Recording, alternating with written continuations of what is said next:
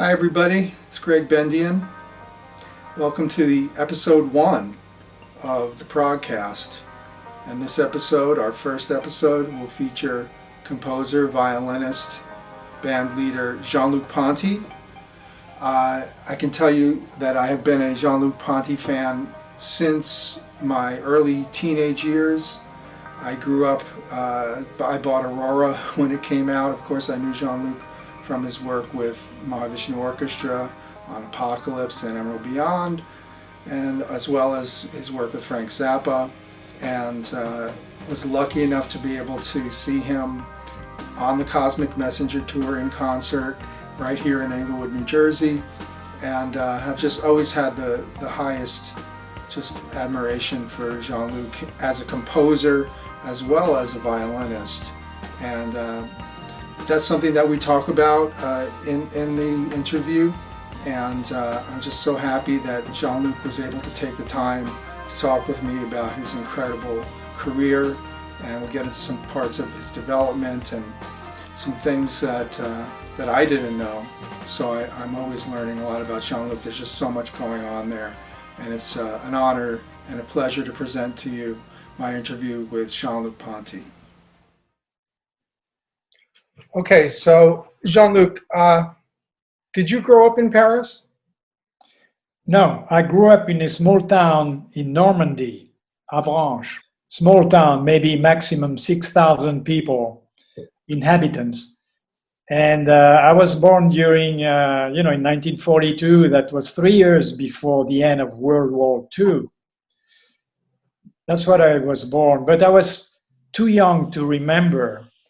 Because when the Allies disembarked in Normandy and they all came through my town, General Patton with his US troops came through my town, and then they spread throughout France and went to Germany.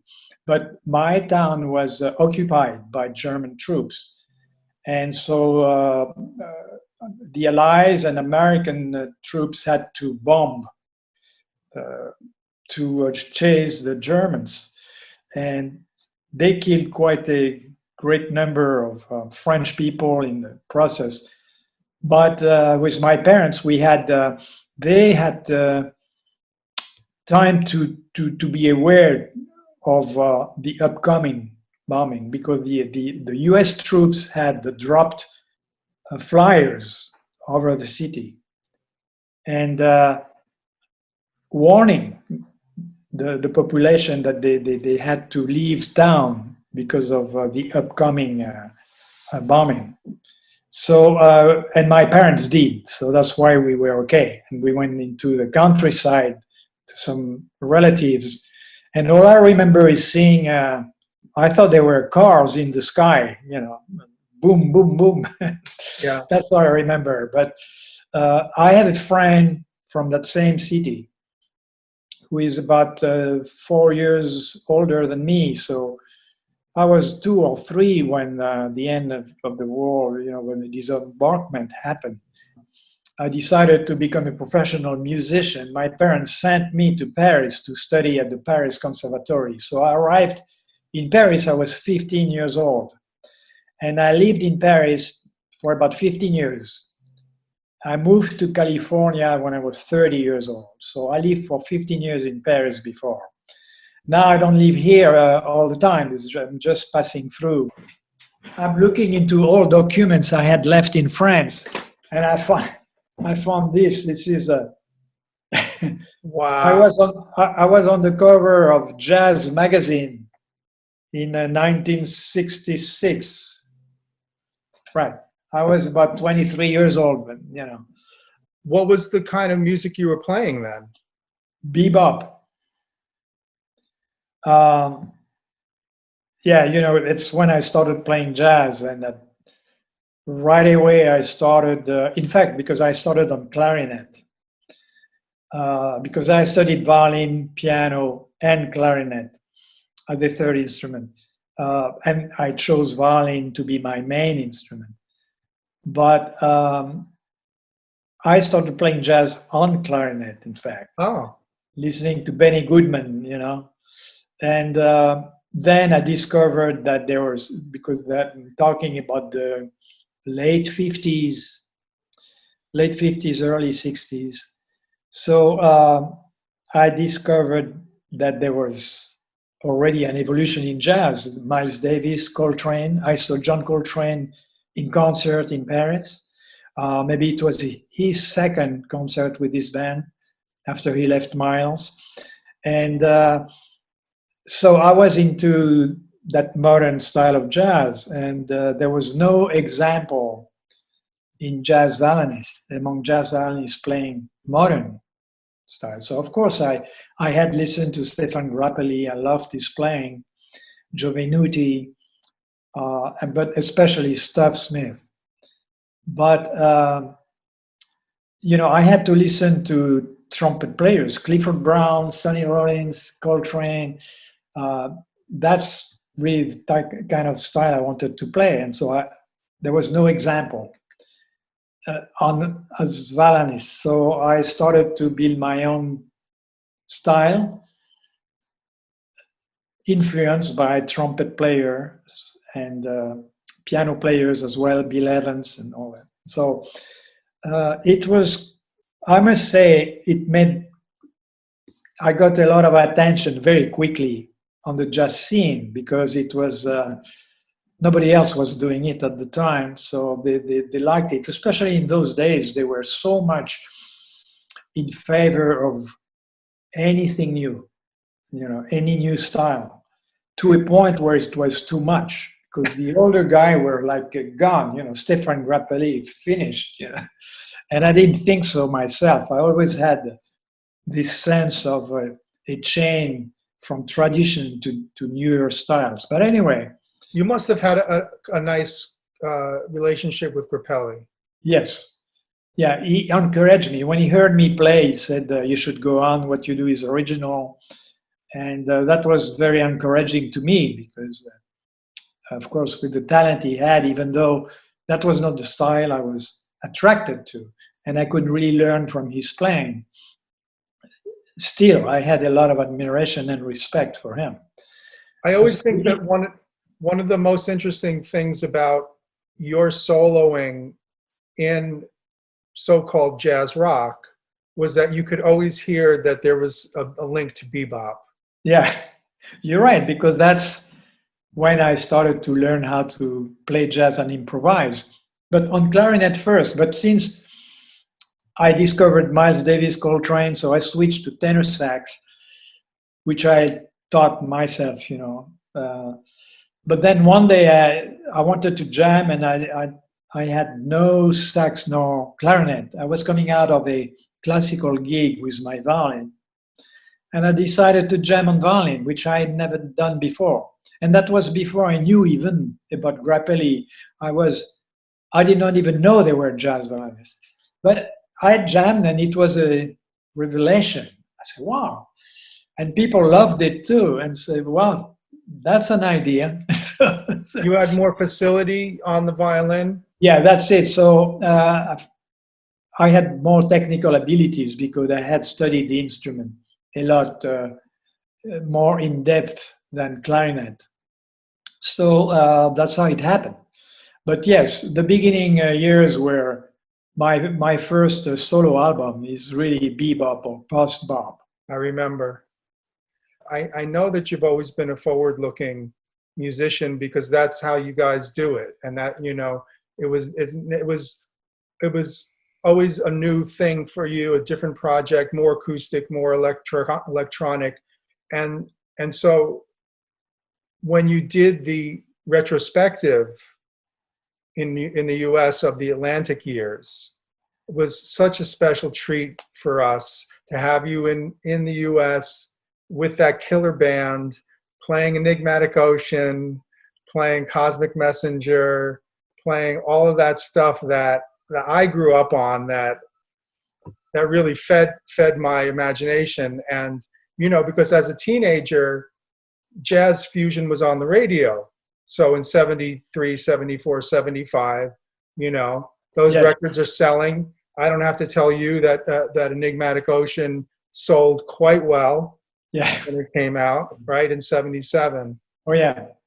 And so that was a kind of high watermark for that type of exploration, would you say? Yes. And again, since I'm not the guy to look into the past, it was because there was a demand from fans and even concert promoters all the way down to South America, who in fact were fans, involved in the music business because they are fans of music. And so I said, okay, in fact, in my programs, in my concert programs, I always kept a few tunes from the early years of my productions on Atlantic. But that was a different thing. It was really to focus on the music of my early albums that you mentioned. And so I said, okay, let's do it. And that's why it was called the Atlantic Years, because that's the label that gave me my first chance, my first big contract in America. And thanks to which I was able to found my own band and develop my compositions, my musical concept of doing a synthesis of all my musical experiences. I mean, that was the thing that as a young student musician was so important for people like me and many of my generation, was that you guys had training, you had classical chops, you had a larger musical conception, so it wasn't blowing vehicles, it was composition. Right. So you were doing suites, you were doing thematic variation, you were doing arranging, and so we were spoiled. You spoiled us. Because after that, I mean, there were a lot of jazz fusion that was blowing vehicles, but to hear composition and to hear a classical musician really bringing things together. And when I think about that time period, and I'm so jealous that you were in Paris witnessing all of that creativity and all of that openness, it must have been incredible. Oh, actually, it happened once I moved to California, much more than in Paris. Really? Oh yeah, because when I left Paris, at the time, we were very few young jazz musicians who were also open to other styles. There were Soft Machine, for instance, in England. I played in London and met them, and we started to build a connection with musicians who came more from the rock side, but had also an interest in jazz because of the sophistication of the improvisation that existed in that style. So they were coming from rock, but they were fans of jazz musicians. I remember Ornette Coleman. We went to concerts together and talking about so there was an affinity of this open mind, looking for a way to again to make a synthesis of all the styles that were going on in our generation. So, but in France, I'm telling you, we're very, very few. Most other musicians were just following tradition, playing like in the style of, and mostly acoustic jazz and bebop. And when I arrived in California, the first time was 1967. I was invited by John Lewis of the Modern Jazz Quartet, who was program director of the Monterey Jazz Festival at the time. He invited me to perform there. I even performed with his band. And there was a record producer who was in the audience, Richard Bach, who had founded Pacific Jazz, World Pacific Jazz, which was a major jazz label on the West Coast.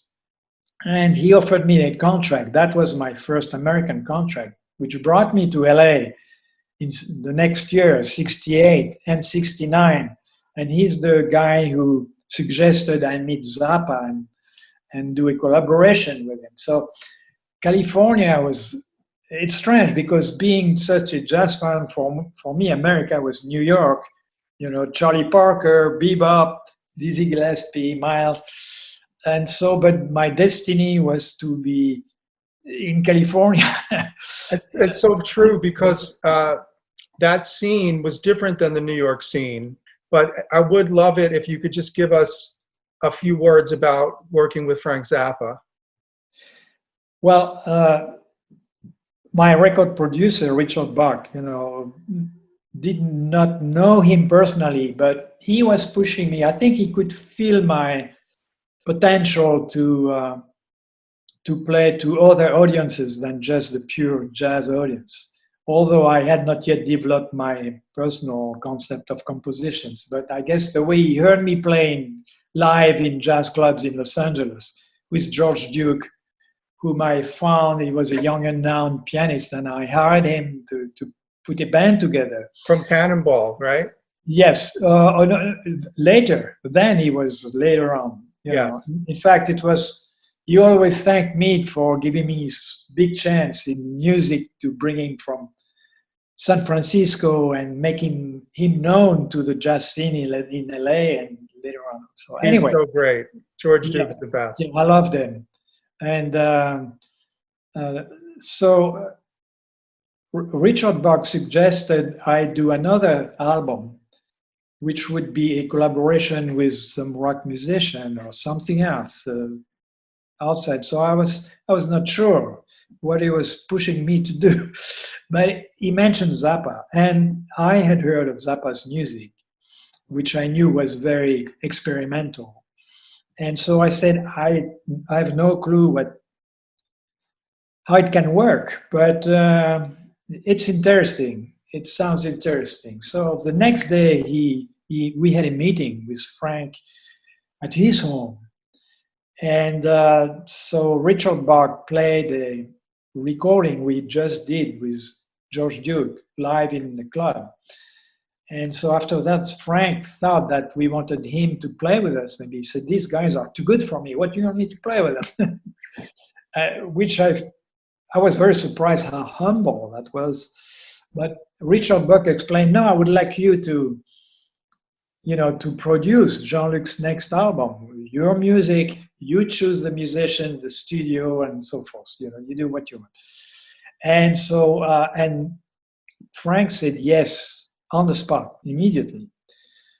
And so 2 weeks later, we were in the studio recording.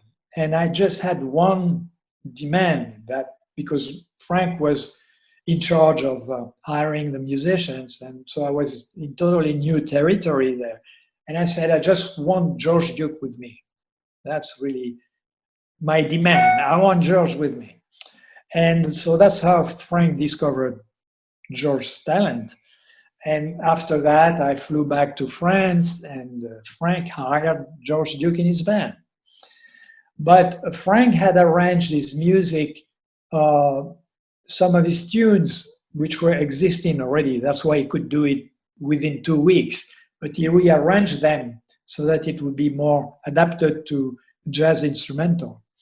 And at the time, Richard Bach, my producer, did that because he had heard there was a rumor in Los Angeles that Frank was interested to do a jazz project or collaborate with jazz musicians. And indeed, that he must have, because he accepted to do this album for me, which is King Kong. Yes. So when you were playing his music, did his compositional sense have an inspiration to you or a influence? I wouldn't say influence, but that opened my mind because I was in straight jazz, bebop, post-bop. And as you mentioned earlier, this whole development of writing longer structures, maybe compared to symphonies in the classical world. Very ambitious. Yes, exactly.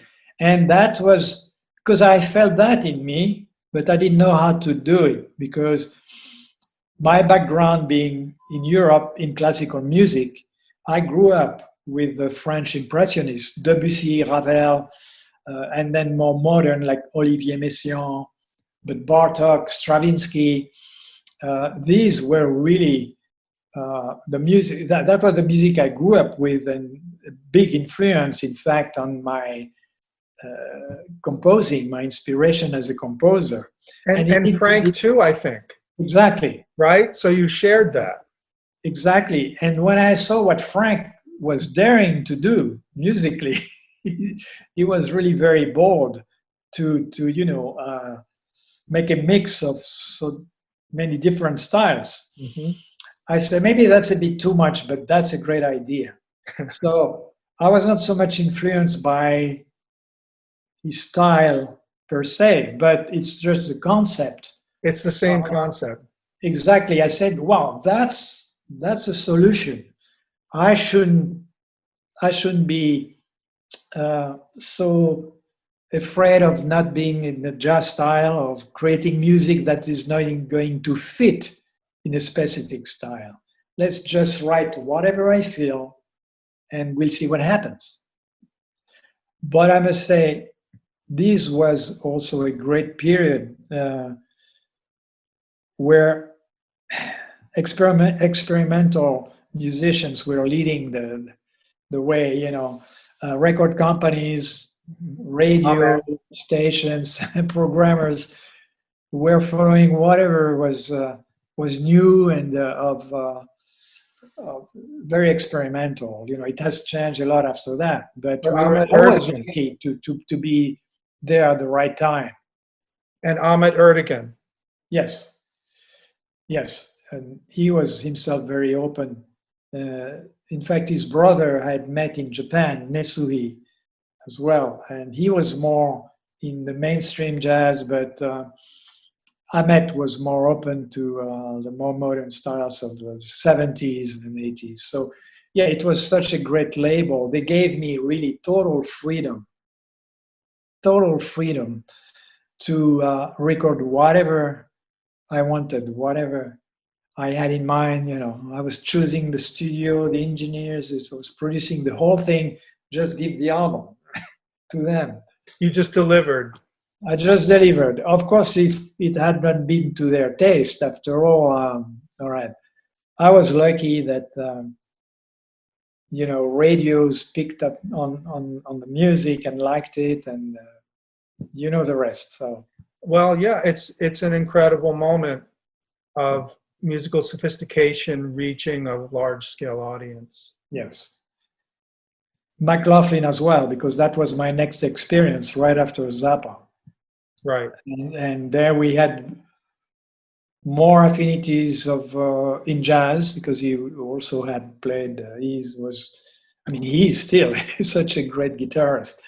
So that was another experience, which was also very stimulating in the same direction of opening your ears, and not.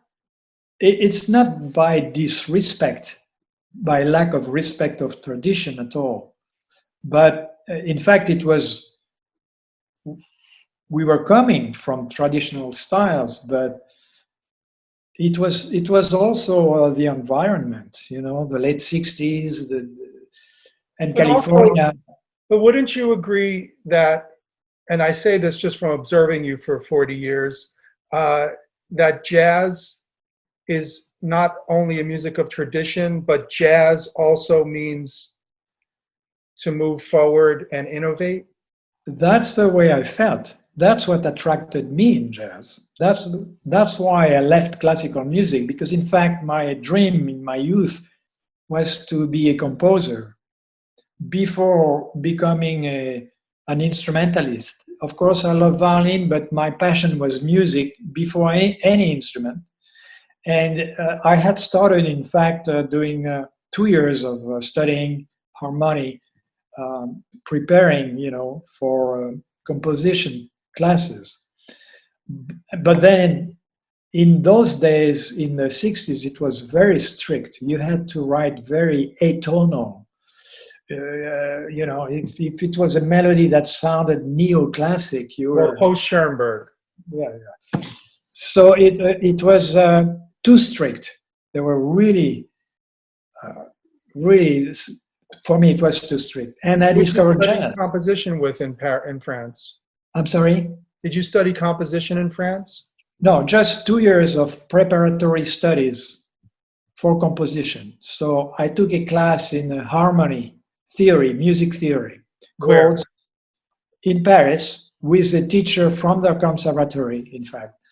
And so I was preparing to enter a class of classical composition, you know, music composition. But before I did that, I discovered jazz. And to me, it was like heaven because first I could keep playing, being an instrumentalist, and compose somehow, you know, just the fact to be able to improvise was like creating music on the spot.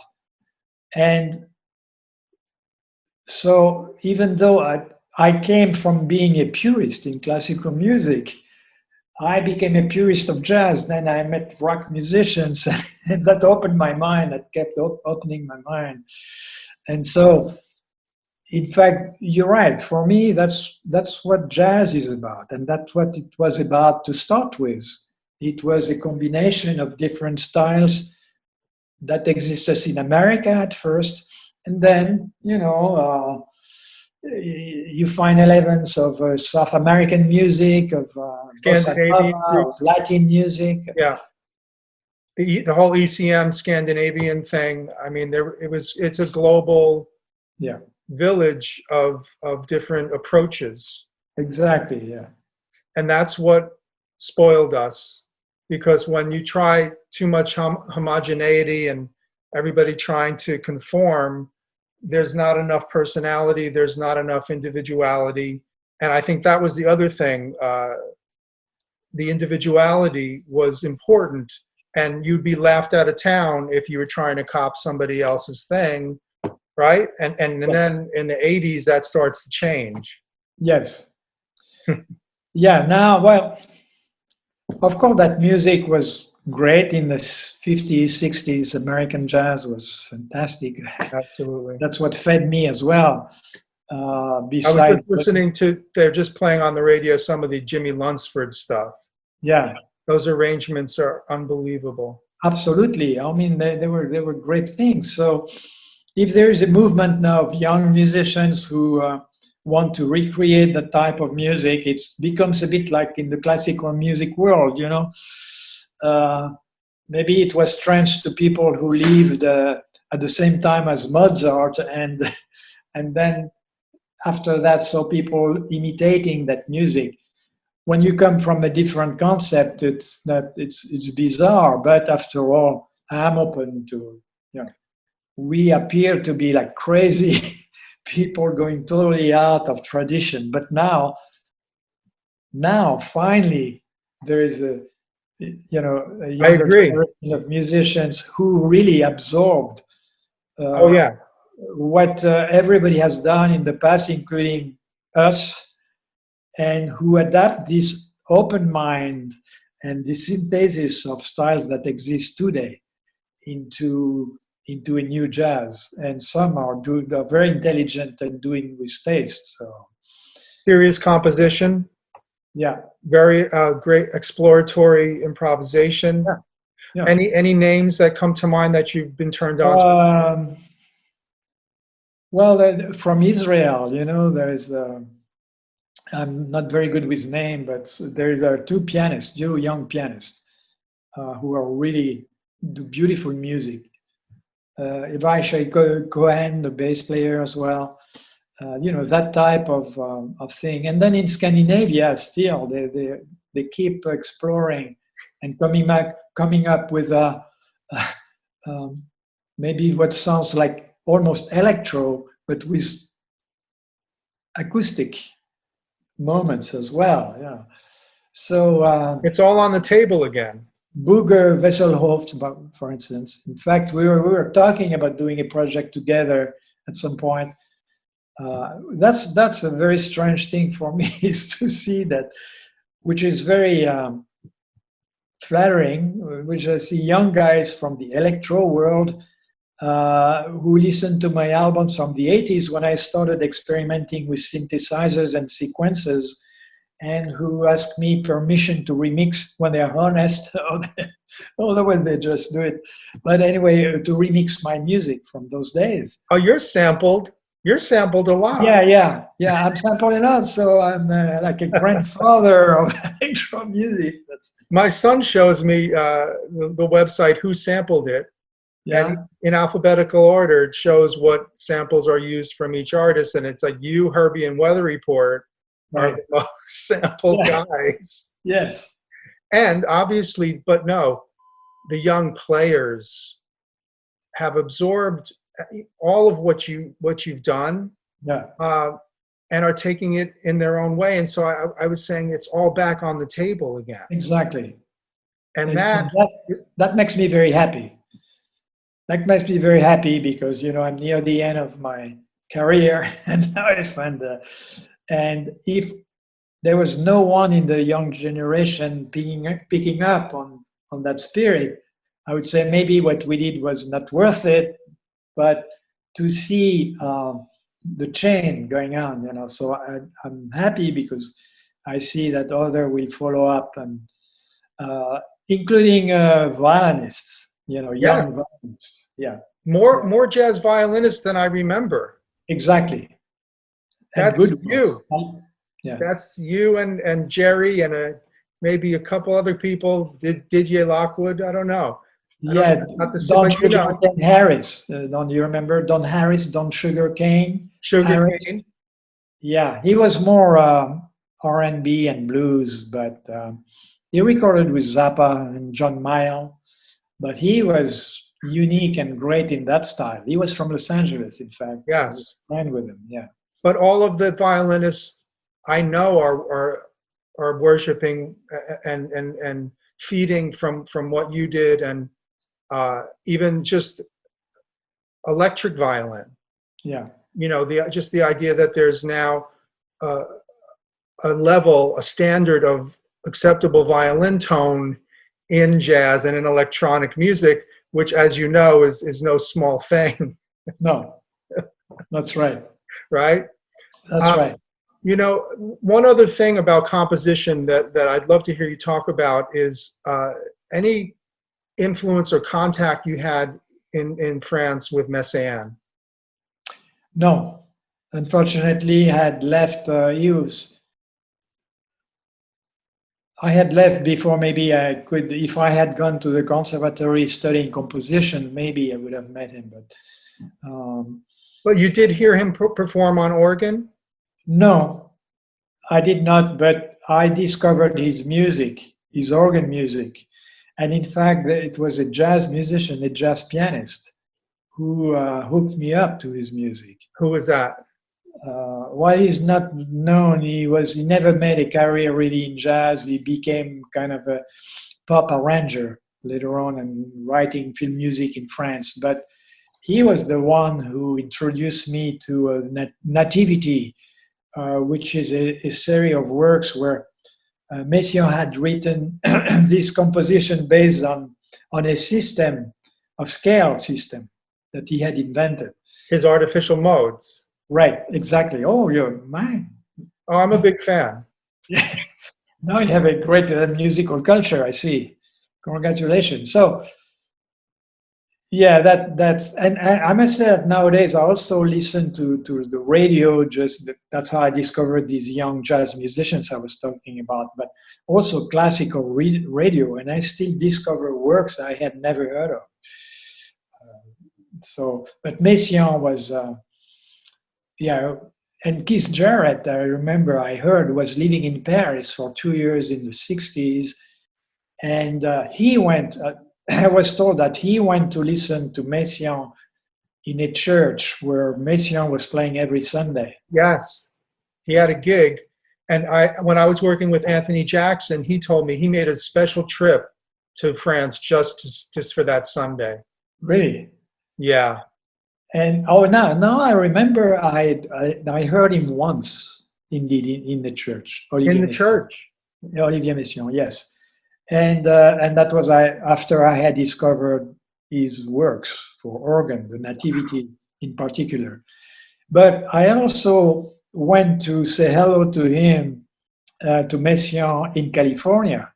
Oh, There was a classical music festival near Los Angeles. I forgot, maybe San Luis Obispo, forgot where it was, but Santa Barbara. with no, not that very smaller town. It was strange. It was because it was really, so out in the sticks, but with the Los Angeles Symphony though. And Messiaen was there, and there was an evening dedicated to his music, and he was there. So I went to shake his hand there. Did he know you? Do you know him? No. I don't think he did. That's okay. Any particular pieces of his besides the Nativity? Well, I would say no. That's really my favorite. I like these organs work better than his piano compositions or orchestra. But there is another French composer, Marcel Dupré. Yes. With you know of him too? Yes. I also love his organ works. Oh my God! And he was contemporary. Yes. Born at the same time as Messiaen. So I must say that, see, the church organ, that the fact that you have this powerful sound and long sustain have inspired me in my early compositions. Enigmatic Ocean, I didn't have a pipe organ, but there were these early synthesizers. And big organ sounds too. There was Yamaha organ on that? Yes, I had a Yamaha organ, you're right. It's a different sound. Yes. Yeah. It's not the pipe organ, but at least well, you put a phase shifter on it. I had these textures of long sustained chords, that's where it comes from. And you put I'm sorry, I was just going to say, and you put a phase shifter on it. Yeah. That's what we had. That's what we had then. But that's interesting that you draw the Messiaen organ and the amount of organ that appears on Enigmatic Ocean. It's very interesting. Yeah. And I think even some modal approach on Turtle in the Sea. The struggle of the turtle to the sea, exactly. I used these modes in a small section. There are a few lines based on these modes. That's so great to hear the connection coming from the person that made the connections. Yes. It's very inspiring, Jean-Luc. I don't mind telling you, just the whole approach and being able to watch it over many, many years. I hadn't heard you for a while, and I saw you on a double bill with Zawinul Syndicate at Town Hall. And it's like, there's Jean-Luc, he's still doing it. Well, thank you, I appreciate it. It's, as a person that adores the violin, as a composer that, that's written for the violin a lot, with love, you remain a gold standard. Well, thank you. I'm very honored to hear that from you. I mean, just the sound that's coming out of the instrument, well, you and Glenn work so beautifully to make it happen that it's just, there's going to be no problem with the violin sound. It's going to be the best violin sound you've heard in an amplified setting. And I have to say thank you. That's just been an education.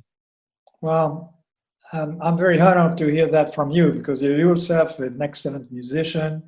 I know your work too, and so coming from you is very heartwarming for me to hear that. Thank you. Well, I'm glad, because somebody's got to tell you, and those records are produced beautifully. Thank you. They sound great. And whatever you were doing to make sure the sound of the band, and of course you want to serve the composition, so the bass is as important as the mid, is as important as what's on top. And so there's a composer mind Yes. in the production of those records, and they sound so great. Cosmic Messenger, Yeah. The production. My concept was never to put myself and my instrument in front. As you mentioned, the sound of the bass, of the keyboards, of the guitar was as important to me than my own sound. But of course, it took me a few years to get the sound I wanted, with the violin, because to fit in that music, it needed to be modernized somehow. Because I tried with my classical violin, eventually in the studio, see how it would fit. And even people who might have preferred even acoustic music, were agreeing that the sound of the traditional acoustic violin did not fit that music. So I had to find a way to work on it, and it was a big part of it. Yeah. Well, this is the other thing, is you talk about the culture of the early 70s, and I grew up 5-7 miles from New York City, so radio was a teacher. Yeah. And since all of your stuff, all of that stuff, the instrumental music was still on the radio. Yeah. Instrumental hit singles were a possibility. Right. Certainly it's only a few years away from Herb Alpert.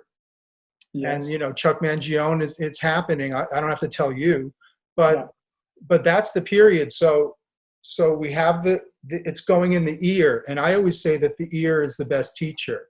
Yeah. You can certainly know the numbers. Yeah. But if you don't have the affinity for the sounds. Right. Right. Yeah. And so we were bombarded, because at the same time I'm being turned on to Varese and Bartók and Stravinsky and Xenakis and Messiaen, all of that, and then Debussy and Ravel. And so, excuse me, how did you hear about Messiaen, for instance? Was he already known in the States in those circles? Tarangolila.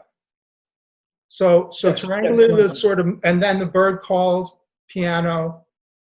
Organ was late for me. Yeah. But I know I had. But who introduced you to his music?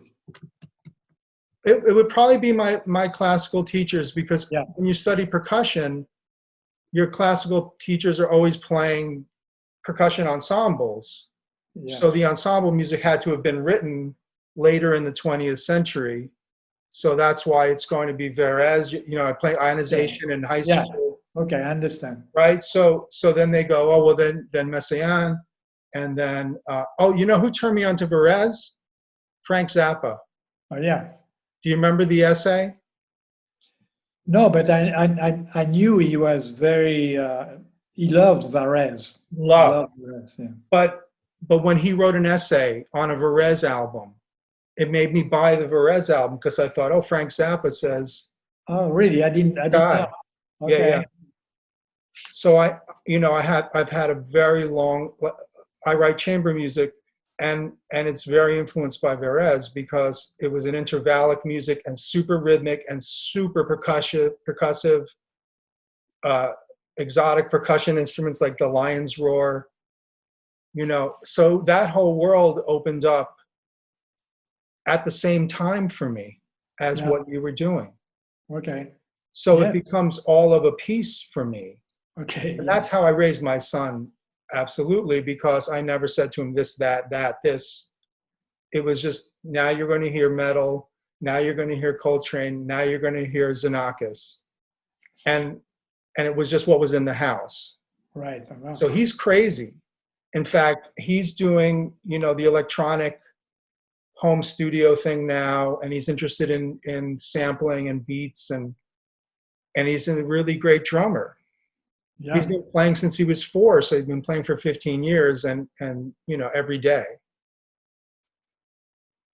But that's what I say, like passing it on, because I felt like Noel and you guys were so generous and open in your worldview that it made it easy to think this is an interesting world to exist in because I get to do my own thing if I understand what came before me.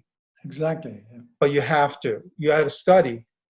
And so we were very serious, but also the resources were amazing. I mean, it's funny now with the internet, these kids don't know what to listen to, but we had radio. We had a friend who would say, hey, you got to hear this new record. And Right. you know, I turned a lot of people onto Ornette when I got into Ornette. Yeah. Did you know I played timpani for Ornette's I didn't know. chamber Wow. ensemble? Really? I got hired by a young violinist. You may know he has a group called the Flux Quartet, Tom Chu, a Chinese guy. And he was putting together a chamber group to record one of Ornette's chamber pieces that he would solo over, you know. And this is 2000. And so I go to the rehearsals and Ornette comes over and he puts the music on my stand and it's all 1/5 and strict dun dun dun dun dun, you know, back and like this. And he comes over and he says, I don't want you to play any of this. Okay. I want you to do what you want to do. Okay. What year was that? What year was that? 2000. 2000? 20 years ago, yeah. And then we recorded it. Did he passed away? Is he He still passed alive? away a couple of years ago, yeah. Yeah, that's it. Yeah, okay. Yeah. But I did a record with one of his bass players, Charnette Moffett, Yes. who, you know, his father was the drummer, Yes. Charles Moffett. Right. And it's coming out, I guess, in whatever form now. I'll send it to you. It's coming out in June with Ornette's last keyboard player, Dave Bryant. Okay. He never really had keyboard players, as you know. Yes. But yeah, so I mean, I just wanted you to know that because I'm still trying to do as many different things that interest me, because why the hell not? And you guys did it. You know, when you were working with John Anderson, I had to tell him, because yes, were very important to me. Yeah. And then it's funny because I said to him, John, you guys went out and you played the entire Close to the Edge album in 1973, took an intermission, came back and played 4 movements from Tales from Topographic Oceans, and came back and played Roundabout Good Night. And he said, well, nobody told us we couldn't do it. Ahmet was so supportive. Ahmet said, do whatever you want. So I, as a producer myself, I'm so interested in the history of how did this shit happen? How did this even happen? Because you know as well as anybody, it was a freaking bubble. Yeah. So it happened though. And so when these little things happened and you find out that at a certain point people couldn't handle it anymore, so Yes gets attacked for being too bombastic, and then disco and punk. So yeah. I know, I'll show you, I have a chart. I have every year, all the projects lined up by year. Okay. I'll send it to you. It's a spreadsheet basically. Yeah. And I want to know when's Freak Out, when's the first Zappa, when is Aurora, when is, each thing. Yeah. And why is 76 such a big deal? Right? Yeah. Yeah, it's strange. You wonder, to me, there is a metaphysical, I mean, I think music belongs to the metaphysical world. Yeah. So, I mean, we reach another dimension through music. Oh, I'm so happy to hear you say that, because I don't think the best stuff comes from we know where. Exactly. Sometimes I realize after so many years, not at the beginning, because it just comes in, but after a while I ask myself questions: where does it come from? I felt almost like a medium, like you perceive these waves somehow, so you don't know, emotions. Because sometimes it's so spontaneous. It comes like that in your mind. Or from a dream. Yes. And maybe there are spots, being in LA at that time. Burt Bacharach, I don't know how to pronounce his name. Bacharach. Yeah, he mentioned them. he mentioned that he thought that he felt that being in LA, there was a lot of adventurous music being composed there.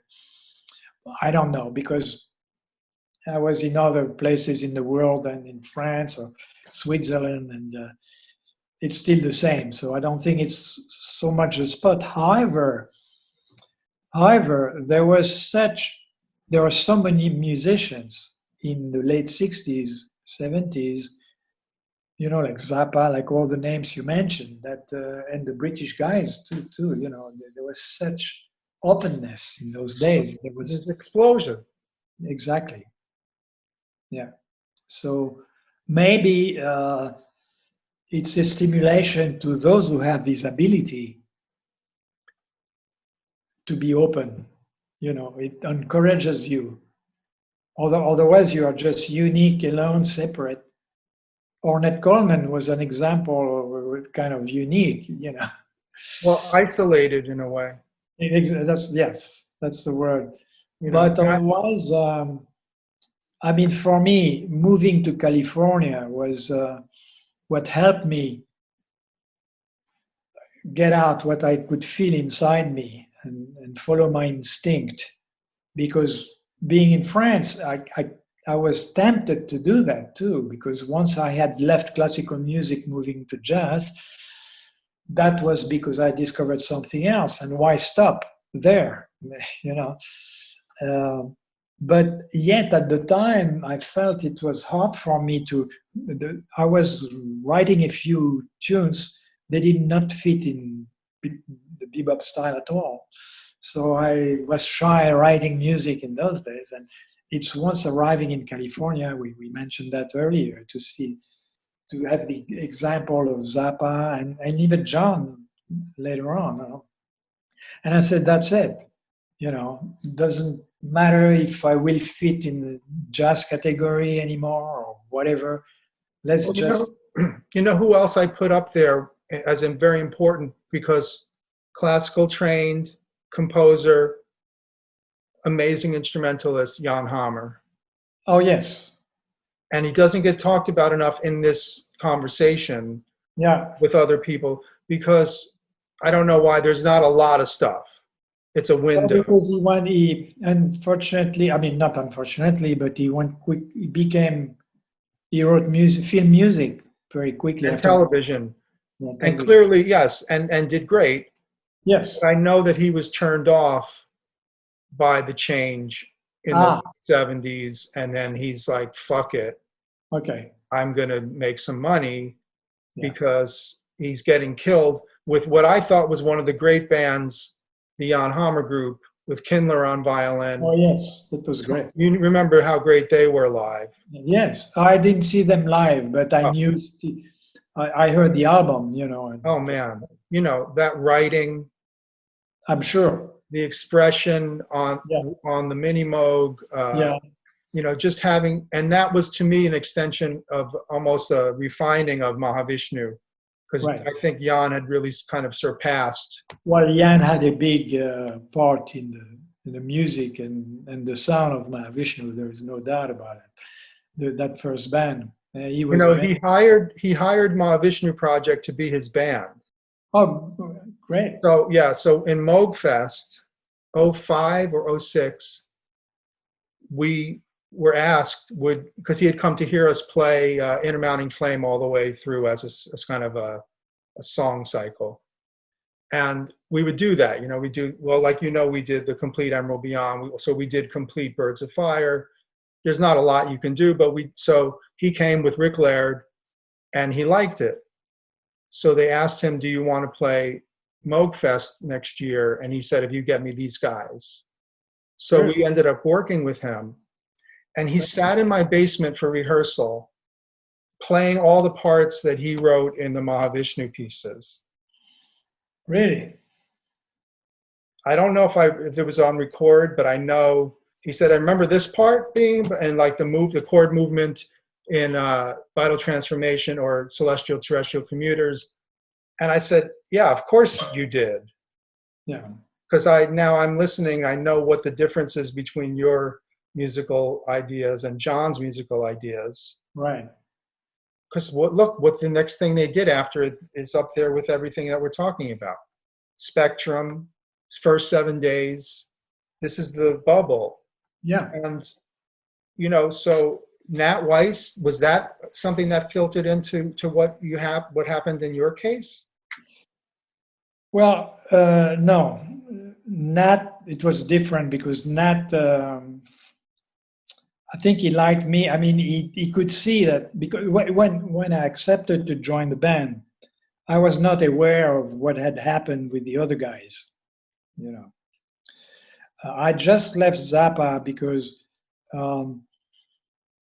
although I was very impressed by Zappa's skill as a composer, I mean, I must say, you know, he was a genius. I really love playing his composition, instrumental composition. Right.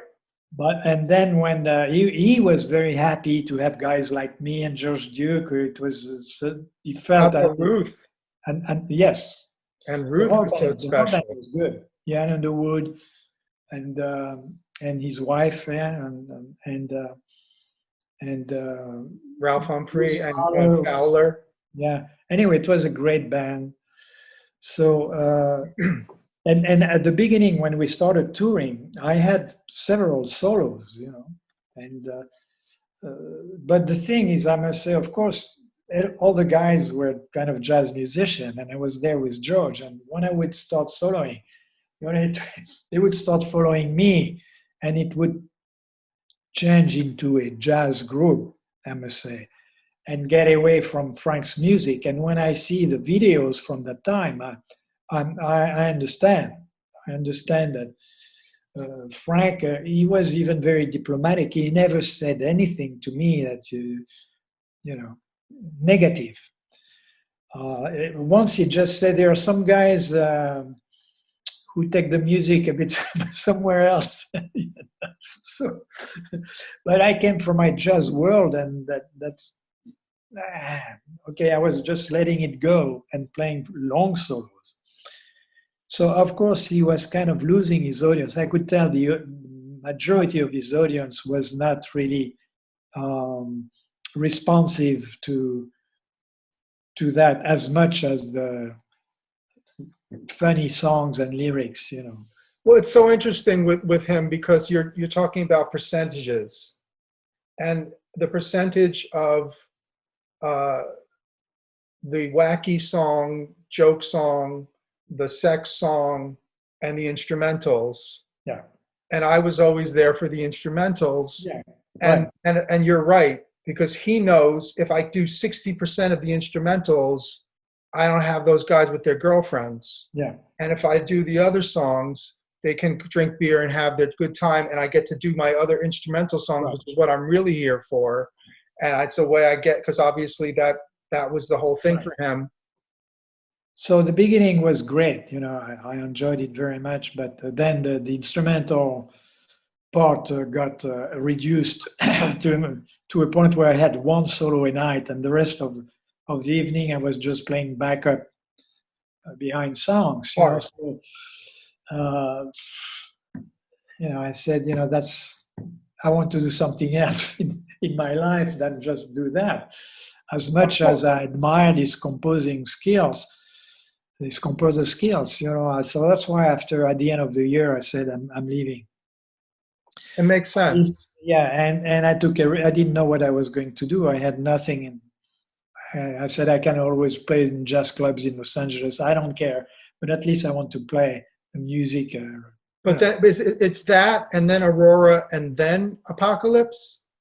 No. So I leave Zappa, and I start to work on a demo, just a demo of my compositions to try to get a deal and start my band.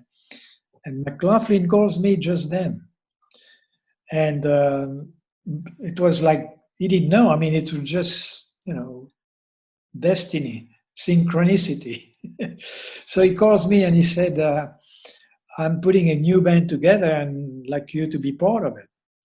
Well, you were the first choice for the first band, correct? Yes, exactly. But Nat Weiss told me that since, because I was living in France and it was too complex. They were just starting. They didn't know. They had no money, and they didn't know.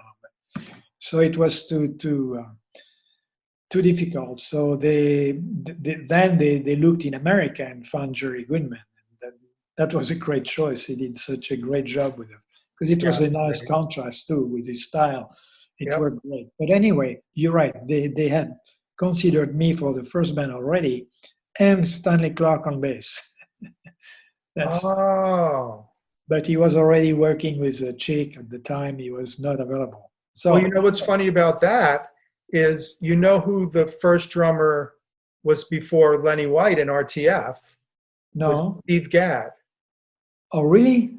They recorded Hymn to the Seventh Galaxy. Oh, yeah. With Gadd first. Okay. And when he told Chick, I'm not going to tour this band, they had to get Lenny to be full-time. And they used all the existing tracks, removed the Gadd track, and Lenny had to play along to finish tracks without a click for that whole first album. Oh, my God. Okay. You believe that? That's quite a story. Yeah, but that's so funny because it's that whole thing of they were very complicated too. I mean, that's the other. I guess you worked with RTF. Yeah. Chick's composing. Ricky. I mean, it's another level. Oh yeah. You're right. Yeah, it's hard to read and learn. Yeah, it's not easy. Oh, because then you came in and it's sort of, that was an interesting circle closure, because it was like, since RTF was originally kind of Mahavishnu in a way, it was Chick's Mahavishnu, but I think even more sophisticated compositionally. But then to have finally add you to it, really, it made a lot of sense to say, well, yeah, of course that music sounds great with violin. Yes. Yeah, I enjoyed it. Rain, you know, what can go wrong with that descending line on Cosmic Rain with a violin? Right. Yeah. So in fact, he had asked me right after I left Mahavishnu, him and Stanley had asked me to join Return to Forever, but I had started my band at the time. It was a tough decision because they were at the peak of their. And then they would end right there, and then you kept going. Yeah. So anyway, but to come back to Not Wise, so yeah. So I accepted. You know, I was thrilled to accept John's to play with him and his music because I loved Mahavishnu. But I had no clue what was the reason why he was changing band. I met Billy Cobham later on at Atlantic because he was also signed on Atlantic, and we crossed paths. And in fact, Billy wanted to put a band together with me. He asked me, you know, we talked and he explained what happened. Then I understood. So for me, this story of Pegasus, I was pissed off when I heard that I was not credited, and Not Wise tried to arrange things because he felt that I was important to the group, and he really wanted to keep me going with the Mahavishnu. But then I had sent my demo. I had started writing more and more music, and I had suggested the struggle of the turtle. In fact, I wrote it while I was with Mahavishnu, and I had the string quartet in mind. And so I told John I have composition. He said, "Well, keep it for your album." You know, I said, "Okay, yeah." So I accepted the fact that it was his music, and I was there at the service of his music. But after that Pegasus thing, and then he was into this guru thing, I was not, and you know there were other difficulties to be together on the road and all that. So I said, okay, it's time I start my own band now, because I just got my deal with Atlantic, in fact. From the demos? Yes, from the demo. Yeah. So you still have those? I wonder. I'm not sure. Do you have a vault? Because it was on tape in those days. Yes. Do you have a tape vault, or you have a location? Well, No, I have no tapes anymore. And you lost stuff in the Universal Fire, right? I lost a lot of stuff and moving around, and then Oh. but it might be on a cassette if I can still play a cassette. I guess what I'm asking is your masters, where do they reside? Oh, when I moved out of Los Angeles after the earthquake and moved to New York for about 5 years, I sent all the master tapes to the Atlantic studio so that it would be safer because I had no room in New York. At least in LA. In LA, I had a storage place, yes. So I don't have these masters anymore. And in a way, after so many years, I went to the Atlantic studio in the 90s and we looked at the tapes and some were starting to be turned into dust. So they were in the process of transferring all of them to digital already. Otherwise, So they would baked them and they preserved them and they were set. exactly. So they exist in a digital. Of course Well, they do. they have it there. I mean, I have the it. Atlantic albums, they have it there. Yeah, it's 2 box sets. I have them. They reproduce the album covers and everything. Oh yeah. Okay. Yeah, it's a volume 1, volume 2. Yes, exactly. Yeah, it's good to have that all in one place Yeah. because I can't, and again, I can't even believe how long a run they gave you. Yeah. I mean, not for obviously not for musical reasons, but I mean just knowing that anybody's staying with a run of a label set up like that for, what was it, 12 albums? Yes. I mean, I signed in 1975. The first album came out in 75. Yeah. Right. I just left Mahavishnu in 75. So, and the deal lasted until 10 years. 10 years. Mid And 80s. then I signed it. I went to Sony, CBS at the time, for a few years, for a few albums, the African album. And I went back to Atlantic in 1992 for 2 more albums. So, yeah, at least 12, 14 even. The first one was 12 albums. Yeah, that was amazing. In those days, the contracts you signed were for 5 years, the first contract. And you were guaranteed to be with them for 5 years. So they were projecting in time. They were not trying to make money from the very first album as it went later on.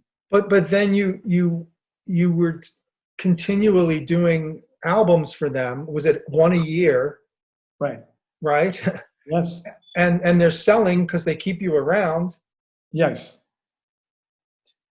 Absolutely. Now, it was good for them as well, but it was good to have this long relationship with the label, and that's why. Well, CBS was okay. When I signed, there was this black guy who was at Columbia, artistic producer. I forgot his name, but he did a lot of great albums for Columbia. But then he left, so it wasn't the same anymore. And it's great label for distribution, but you never knew who was the boss, really. You talked to 10 lawyers, and as opposed to Atlantic, where you had Ahmet Ertegun, who loved artists and was very grateful to artists who helped build the label. And well, he's essentially European. I mean, this is the thing I always say, that there's a difference in the culture. Right. So they're going to get it first. Right. Americans. Well, there were a few guys like that in the jazz labels before, but they didn't last.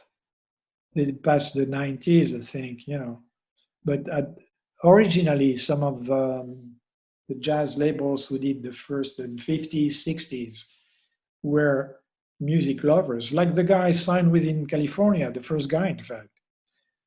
But then soon after, 10 years later, in the late 70s, big business, multinational companies started to see there was money to be made in the business. You know what is a turning point for that moment? Frampton Comes Alive. Yeah. You remember Frampton Comes Yes. Alive? Yes. So it was the biggest thing that ever happened, and it was a game changer because that's when people said they smelled the money. Yeah. And it changed the whole attitude. Absolutely.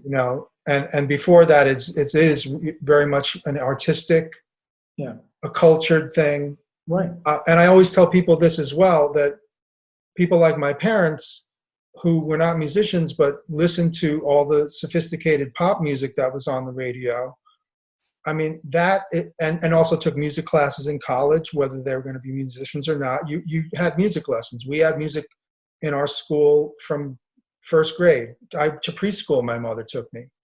So I feel like the bubble is often the result of a long period of education where the audience has a level of sophistication through what they heard through ear and maybe some training, or everyone, remember people took piano lessons, right? And you were offered piano lessons and you were offered music lessons because it was part of a middle class, a cultured life. Yes. I have friends in LA who grew up at the same time with parents who were teachers, like mine were, exactly same, raised the way they were raised.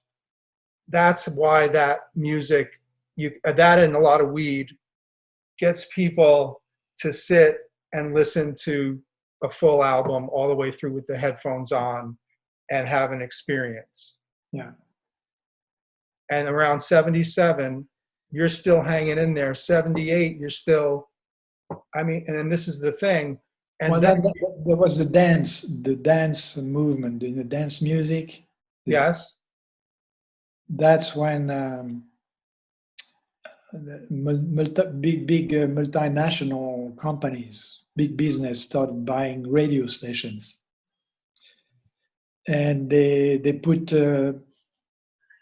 marketing people who came with diplomas from marketing universities who didn't know much. They were to sell music like they were selling shoes or anything else, and short time profit, short term.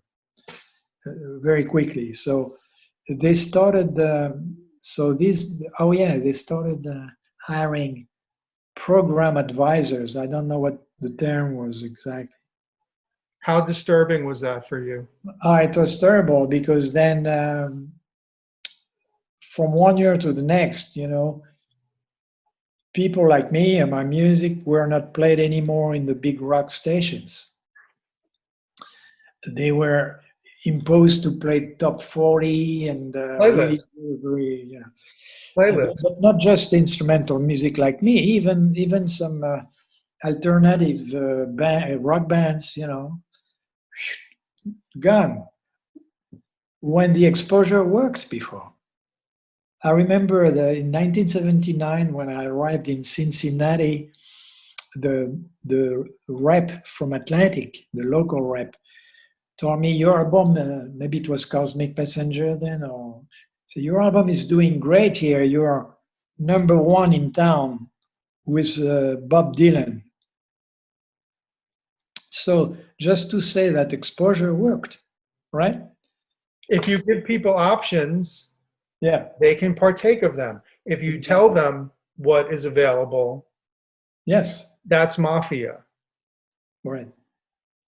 Well, Jean-Luc, I could talk to you for hours, and maybe we can do more of this. It's not every day I can talk to someone who is as knowledgeable and as good a musician yourself, but you have understood a lot, everything you have understood about the evolution of music, and it's great. It's pretty rare, I must tell you. That's why I appreciate doing this interview. Thank you. It was your influence and Mahavishnu and Zappa as a young person that I said, if I want to do something, I should study jazz and I should study classical, and I did. Great. So I studied classical percussion. I studied composition with Noel DaCosta, who was one of the first African American classical composers in the U.S., and he was already doing Max Roach and an orchestra concerto. So Ron Carter orchestra concerto. So it was available to me. And he was a violinist who was a session guy, you know, that I could send you his discography with Les McCann and incredible. Oh, really? Yeah. So Noel was heavy. And a violinist. And, you know, I was lucky because I wrote for him when I was in college, and he would play my stuff. Great. So the violin, you know, but that idea of putting it all together in your own way after having seen you guys do it and continue to do it was formative and super profound. Well, great. Well, I'm happy we share that, and that you young guys keep the chain going. We're here, and we're passing it back. Yeah. You know, well, you met my boy. That's what it is all about. Yes. And my students actually too. I know you spoke to them very nicely about working with Alan Holdsworth that day. Yes. Yeah. So yes, it goes on. Great. You've made an incredible impact, and it's still rippling. Well, that's great to hear. Thank you. Thank you. Thank you, Jean-Luc. And you're welcome. You stay well. Yeah. You too. And we'll talk again soon, I hope. I hope. All right. Okay. Bye-bye.